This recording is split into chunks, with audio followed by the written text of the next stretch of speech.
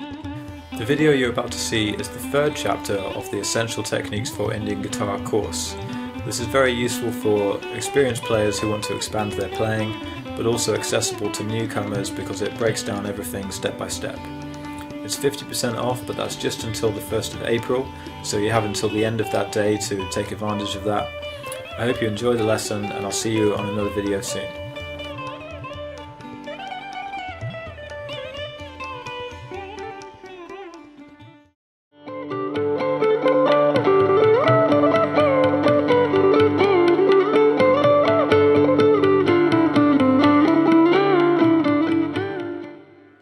Next up, we're going to play the same scale exercises because the fundamental positions that we've learned are the positions that you're going to find most useful at this stage.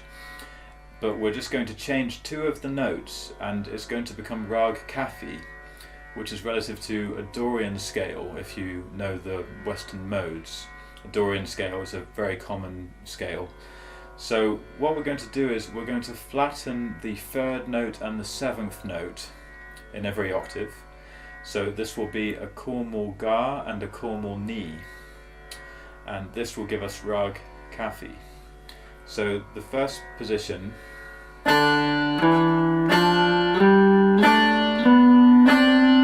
just playing on the D string, the Sa Re remains the same, but now we have a Kormal Ga, so that's the 3rd fret, and then we have the Ma Pa Da is the same, so the 5, 7, 9 is the same, but then we have a Kormal Ni, so we now have the 10th fret for a Kormal Ni instead of the 11th fret, which was the should Ni, so we have Kormal Ni at fret 10 and then Sa at fret 12. So all the way through that's 0, 2, 3, 5, 7, 9, 10, 12.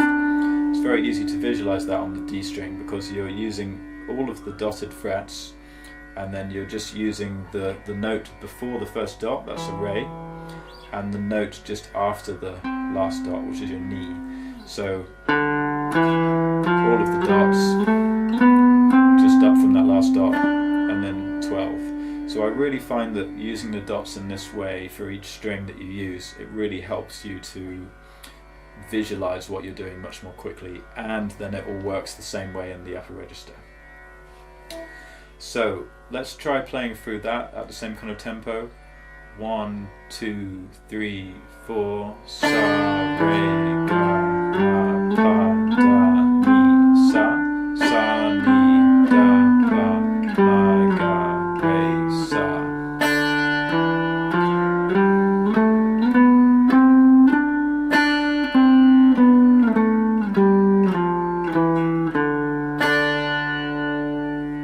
Moving on to the next pattern, which uses the G string, it will look like this.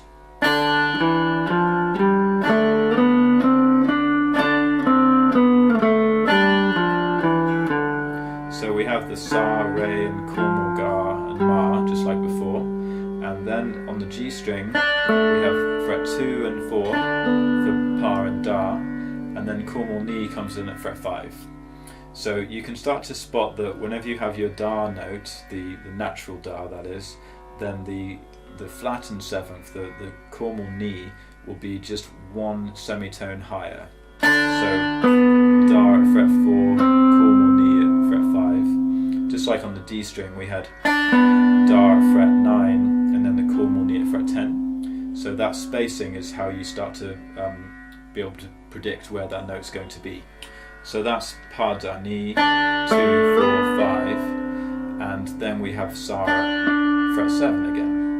And coming back down, Sa, Kormal Ni at fret 5, Da, Pa, at 4 to 2, and then at fret 5 for a Ma, 3rd fret is Kormal Ga, 2nd fret is Re, and open string is Sa. So let's do that at the same kind of tempo. 1, 2, 3, 4, Sa, Re, Ga, Ma, Pa, Da, Ni, Sa, Sa, Ni, Da, Pa, Ma, Ga, Re, Sa.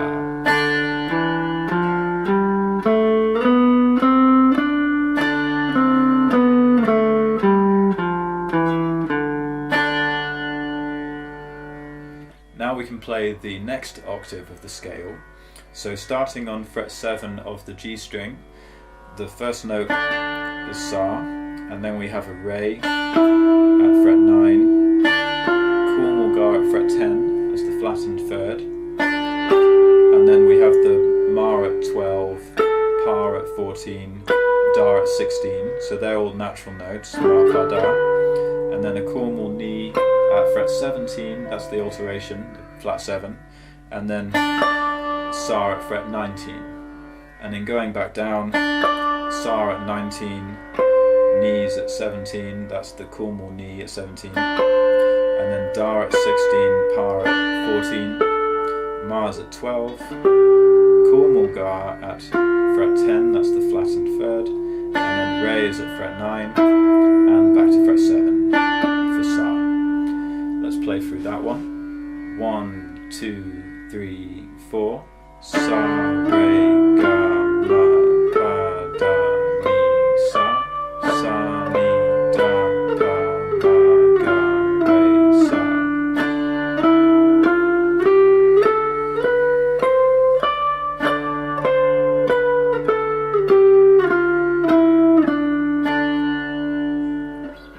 Now the last thing that we'll do is play that same register but using the D string at fret 12 to begin. So it'll look like this. So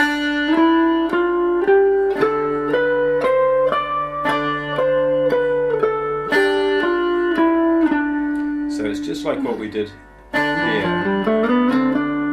but everything's just 12 frets higher.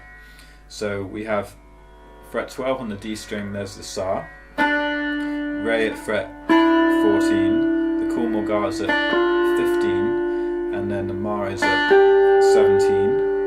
And then we move to the G string, so Pa at 14, Da at 16, Cool Mul Ni at 17 again, and Sa's at 19. And then just backtracking, Sa, Cool Mul Ni at 17, Da, Pa at 16 and 14. Then moving on to the D string, Ma's at 17, Cool Mulgar at 15, Re at 14, and Sa at fret 12. So let's play through this last position.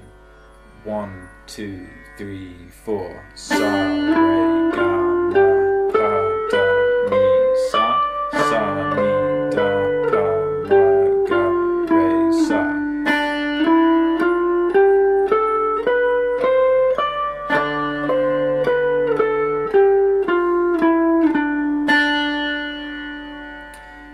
Now there is the upper register beyond that, which I'm not actually using for any of the exercises on this course. It can be very useful to use the upper register going right up, but it's much harder to really use that for most of the kind of phrases and the techniques that we really need for Indian classical music. Also on my guitar I've got you know, an old school kind of Strat here which doesn't have 22 frets. So for me to play that that D note, you have to bend up to that note, which is fine, but it just means that I can only approach it in a certain way. But I'll show you what the notes are just so you can see, you know, how you would access that very high register of the guitar. So we have Sa at fret 19 on the D string, and then we would change to the B string, and fret 17 there's a Re, and then we have the Cool Mulgar at fret 18, and then there's a Ma at fret 20, moving to the top string to play Pa at fret 17, then we have the Da at fret 19, and then the Cool Mul Ni at fret 20, and then you'd have to, if you've got two more frets, if you've got 22 fret guitar you can play a high D, but if you've got an old school Strat like me, then you have to bend up to that note. So it's Sa, Re, Ga, Ma, Pa, Da, Ni, Sa, Sa, Ni, Da, Pa, Ma, Ga, Re, Sa. And this is actually the way that you'd play it in this register as well. Only you can slide into it from there. But I'm not using that pattern again for this course, because you get much more of the essence of Indian music when you use a single string. Of course, you can start to use string changes to expand the range of what you're doing, but it's really good just to assimilate a much more sitar-like way of thinking first, and then you can expand out later into more of the standard kind of box patterns that we use on the guitar.